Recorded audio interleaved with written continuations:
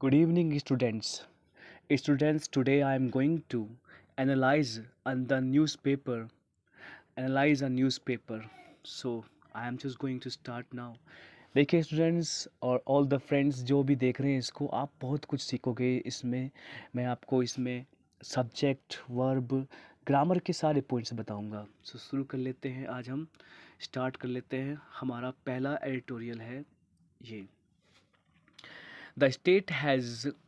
सबसे पहले देखिएगा, Kerala budget focuses on knowledge economy linking skill with manufacturing.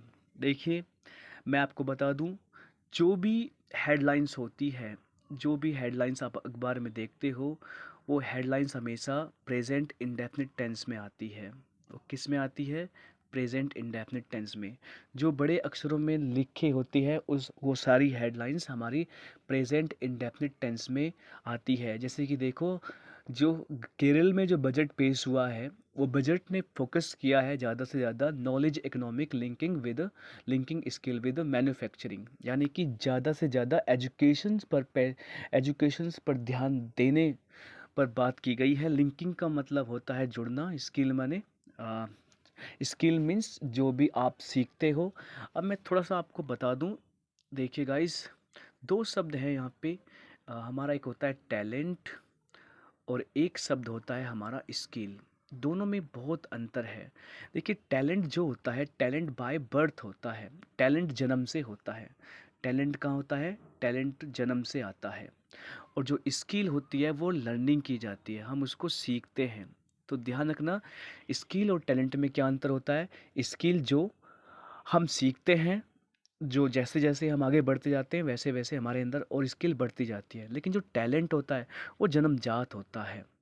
सो पहले तो ये बहुत इंपॉर्टेंट बात बताई मैंने आपको, फिर आगे चलते हैं। देखिए गाइज, शुरू कर लेते हैं अपना एडिटोरियल। सो जहाँ पे केरला ने जो ज़्यादा फोकस करा है, वो ज़्यादा फोकस करा है यहाँ पर knowledge economic linking skill with manufacturing. Means that यहाँ पे जितनी भी उन्होंने अ, थोड़ा सा आर्थिक जो बजट इनका रहा है वो शिक्षा पर ज़्यादा ध्यान दिया है। लिंकिंग मतलब होता है जुड़ना, स्किल पर ध्यान दिया है। मैन्युफैक्चरिंग माने उत्पादन करना होता है कोई चीज़ को बनाने के लिए। सो शुरू कर लेते हैं ये हेडलाइंस। देखिए इस लाइन को, the state has set aside 10 crore for the education of medical students. जो स्टेट है उसने लगभग 10 करोड़ रुपए फिक्स किए हैं। यहाँ पे 10 करोड़ रुपए फिक्स किए हैं, वो फिक्स किए हैं एजुकेशन के लिए। वो उन विद्यार्थियों के लिए जो विद्यार्थी जो लौटे हैं, वो कहाँ से लौटे हैं?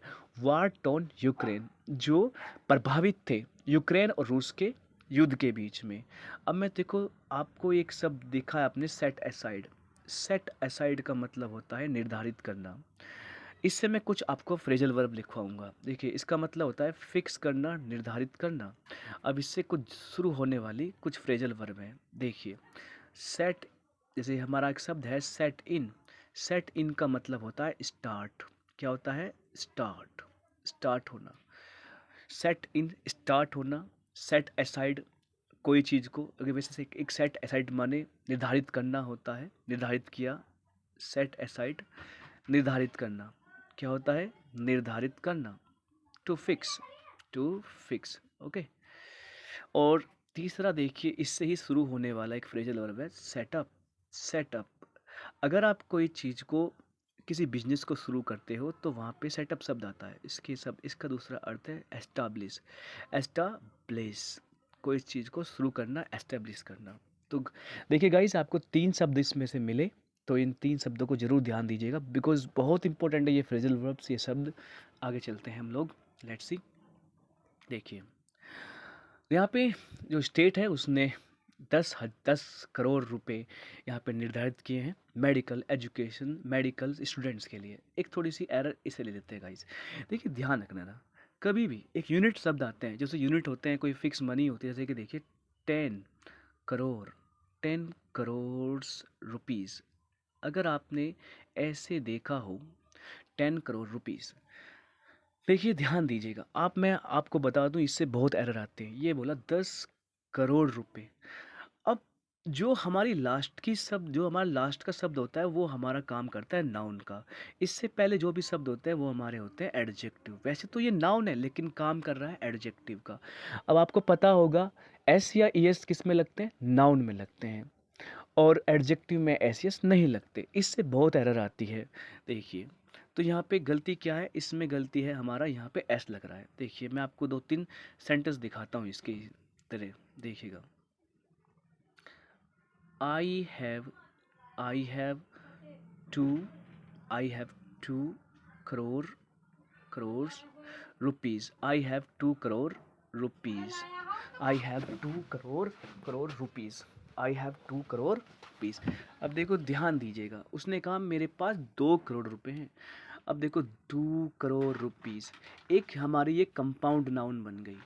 अब इस कंपाउंड नाउन में एक बहुत इंपॉर्टेंट बात यह है कि जो आपकी लास्ट की नाउन होती है वही आपकी सिंगुलर और प्लूरल बनती है। इससे पहले की नाउन सिंगुलर प्लूरल्स नहीं बनती। तो गाइज ये सेंटेंस बिल्कुल गलत है। और सही कैसे बनेगा, देखिए सही ऐसे बनेगा। ये सेंटेंस देखिए सही ऐसे बनेगा। मैं आपको पूरी ग्रामर इसी से सिखा दूंगा। आई have 2 crore, I have 2 crore rupees. तो जो आपकी लास्ट की नाउन होती है वहीं पर ही आपको एस या एस लगाना पड़ता है, उसी नाउन को आपको यहाँ पे सिंगुलर यूज़ करना पड़ता है। लेकिन अगर कोई नाउन आ जाए फिक्स रूप में तो वो हमारी यू नो वॉट, तो उस चीज़ को ध्यान रख लेना, ऐसे एरर आती है। जैसे एक सेंटेंस आपने देखा होगा, I have 2 dozen, I have 2 dozens mangoes. I have 2 dozens mangoes, मेरे पास 2 दर्जन मैंगोज़ हैं। तो यहाँ पे ध्यान दीजिएगा, ये सेंटेंस बिल्कुल एरर गलत है, बिकॉज यहाँ भी डजन्स है। जो हमारी लास्ट की नाउन्स है वहीं पे हमारा प्लुरल और सिंगुलर बनेगा। तो इसका सही क्या बनेगा, इसका सही बन जाएगा I have I have two I have 2 dozen mangoes. समझे guys, I have 2 dozen mangoes. अब आते हैं अपने एडिटोरियल पर, स्टार्ट कर लेते हैं। तो देखिए, सरकार ने जो राज्य है उन्होंने 10 करोड़ रुपए निर्धारित किए हैं एजुकेशन ऑफ मेडिकल स्टूडेंट्स, यानी कि मेडिकल विद्यार्थियों की शिक्षाओं के लिए। हु हैव रिटर्न्ड, जो कहाँ से लौटे थे, वार टोन यूक्रेन, जो यूक्रेन से लौटे थे, प्रभावित थे। अब देखो दो तीन शब्द मैं आपको बता देता हूँ। रिटर्न माने होता है वापस आना, कम बैक माने क्या होता है, वापस आना, come back, come back, okay, come back वापस आना। और आपका एक होता है लुक बैक माने पीछे देखना, लुक बैक पीछे देखना। लुक बैक का मतलब क्या होता है गाइस, पीछे देखना। एक बार फिर से बता देते हैं आपको, लुक बैक होता है आपका पीछे देखना। देखिए, अगर गो बैक भी होता है आपका वापस जाना, गो बैक। लेकिन अगर आपने यूज़ कर दिया रिटर्न बैक, सो गाइज ये शब्द आपका गलत हो जाएगा। ये शब्द क्या होगा, आपका गलत माना जाएगा, क्योंकि रिटर्न बैक नहीं होता। रिटर्न का मतलब ही खुद वापस आना होता, तो उसके बाद बैक नहीं लगता। समझे। सो स्टार्ट कर लेते हैं। ये उन विद्यार्थियों के लिए था जो विद्यार्थी लौटे हैं कहाँ से, यूक्रेन वार से।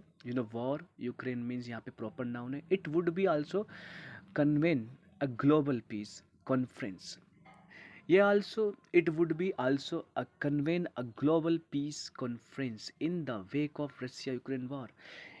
ये उन विद्यार्थियों के लिए एक सहायता है, उन विद्यार्थियों के लिए एक थोड़ी बहुत रिलीफ है जो यूक्रेन, रसिया और यूक्रेन के वार से प्रभावित है। वेक ऑफ रशियन जो वेक माने क्या होता है, एक तो वेक माने जगना होता है, जगाना होता है। एक वेक माने जो वहाँ से बचे हैं, रेस्क्यूड हैं, जो वहाँ से रेस्क्यूड हैं, उन विद्यार्थियों के लिए।